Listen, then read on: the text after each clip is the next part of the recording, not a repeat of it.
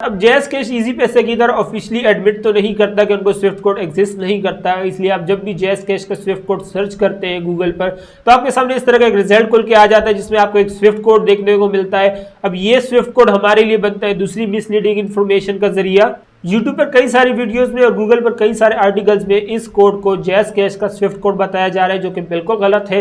अब अगर हम इस रिजल्ट पर वापस आते हैं तो यहाँ टॉप पर लिखा है हियर हाउ इट्स वर्क, जिसका मतलब ये कि किसी चीज की इंस्ट्रक्शंस हमें बता रहा है। तो हम इसको डिटेल जानने के लिए लिंक पर क्लिक करते हैं जो हमें इंटर बैंक फंड ट्रांसफर करने की इंस्ट्रक्शंस बता रहे हैं कि किस तरीके से आप इंटर बैंक फंड ट्रांसफर कर सकते हैं।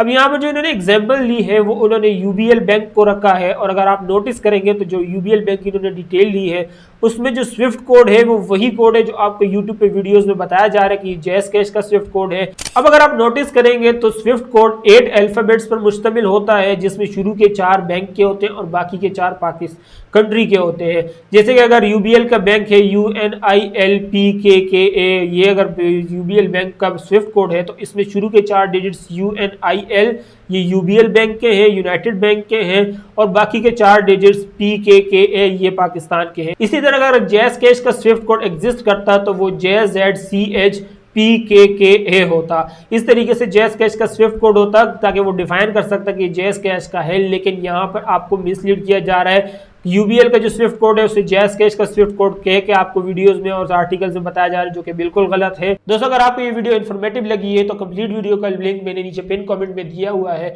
वो भी आपको जरूर पसंद आएगी।